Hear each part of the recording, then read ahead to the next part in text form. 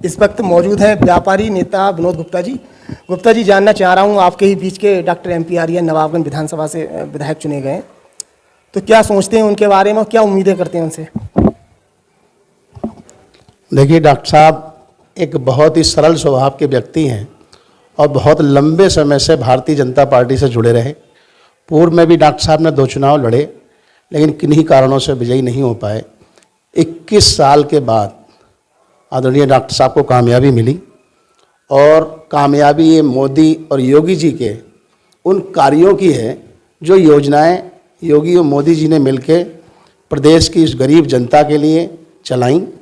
उन योजनाओं का लाभ सीधे सीधे जनता को मिला और कामयाबी उन वायदों की है जो भारतीय जनता पार्टी ने की जनता से, और जो वायदे किए वो निभाए।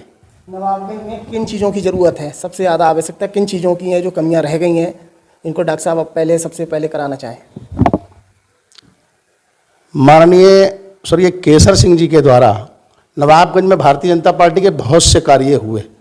इस विधानसभा को बहुत लंबे विकास की आवश्यकता है।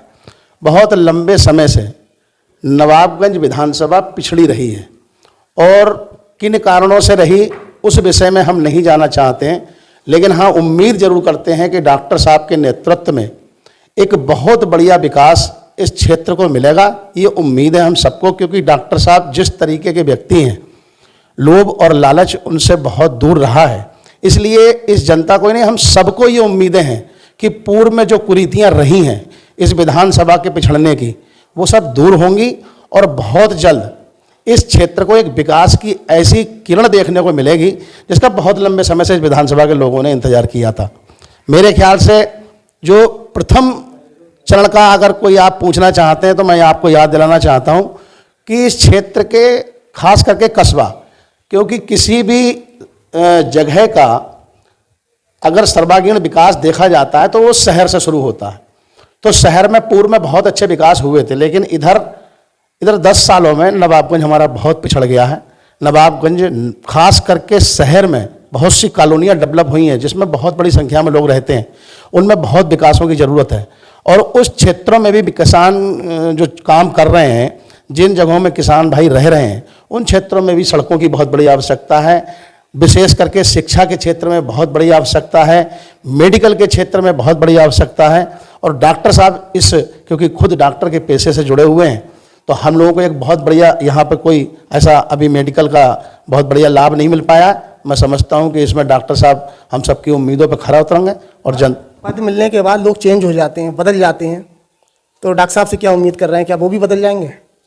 नहीं, मेरे अपने ख्याल से देखो भाई, लोग राजनीति में आते हैं किसी लोभ और लालच के लिए। ये बात सही है कि आज की राजनीति लोभ और लालच की हो गई है, लेकिन भारतीय जनता पार्टी के नेताओं का अभी इससे कोई सरोकार नहीं है। और आदरणीय डॉक्टर साहब के विषय में मैं विश्वास से कह सकता हूं कि लोभ और लालच उनको छू के नहीं गया, तो वो कहीं नहीं बदलेंगे। हाँ, अभी कुछ समय के लिए लोगों को दिखाई पड़ता है कि डॉक्टर साहब बहुत सरल हैं और डॉक्टर साहब बहुत अच्छे तरीके से हमारे कब्जे में आ जाएंगे, लेकिन मैं विश्वास से कह सकता हूं कि वो लोगों की गलतफहमियां हैं। डॉक्टर साहब निर्भीक होकर वो काम करेंगे जो जनता के हित में है, समाज के हित में है। उन कुरीतियों को दूर करेंगे जिनसे कहीं काफ़ी लोग प्रताड़ित हैं। विकास कार्य तेजी से होंगे, अब बहुत तेजी से विकास कार्य होंगे। मैं आपके चैनल के माध्यम से इस क्षेत्र की, इस विधानसभा की जनता को विश्वास दिलाना चाहता हूं कि इतनी तेजी से विकास कार्य होंगे। हम लोगों ने जितनी उम्मीद करी है उससे कई गुना ज़्यादा विकास कार्य तेज होंगे। इसके अलावा जैसे पिछले 5 साल में जो बाबा का बुलडोजर चला है, जो भू माफियाओं की बिल्डिंग ध्वस्त करी गई है, ऐसी नवाबगंज में अगर इस तरीका के मामले हैं, क्या उन पर भी कार्रवाई होनी चाहिए? क्या लग रहा है आपको? देखो, भू माफिया या स्मगलिंग और दुनिया भर के अनैतिक कार्य करने वाले जो लोग हैं, Bharatiya Janata party zero tolerance की नीति को लेकर पूर्व में भी अपने प्रतिबद्ध रही है। और उसी कारण मैं आपको ये भी विश्वास दिलाता हूं कि भारतीय जनता पार्टी जो कहती है वही करती है। अगर ऐसा कोई कार्य नवाबगंज के क्षेत्र में हो रहा है तो उस पर भी कहीं ना कहीं कार्रवाई होगी और त्वरित कार्रवाई होगी, और होना चाहिए। दोबारा सरकार भारतीय जनता पार्टी की बनी है, हम फिर उम्मीद करते हैं कि नवाबगंज को एक बढ़िया इंसाफ, एक बढ़िया जिसका हम इंतजार कर रहे हैं सब, उसमें हमें सबको कहीं ना कहीं बेनिफिट मिलेगा। साहब लोकल के हैं, इससे भी फायदा पहुंचेगा लोगों को। बिल्कुल फायदा पहुंचेगा भाई, नवाबगंज के रहने वाले हैं और नवाबगंज में ही उनका गृह स्थान है और नवाबगंज में ही उनका निवास है। नवाबगंज के अलावा वास्तविकता में डॉक्टर साहब ने भी कहा था कि मेरे पास कोई 1 इंच जगह नहीं है कहीं भी। इसका सबसे बड़ा लाभ हमारी क्षेत्र की जनता को मिलेगा। नवाबगंज 24 घंटे वो रहते हैं और अगर किसी के दुख दर्द किसी तरीके की परेशानी है तो हमें हर समय 24 घंटे डॉक्टर साहब यहीं उपलब्ध मिलेंगे। इसका लाभ हम सबको बहुत बड़ा मिलेगा।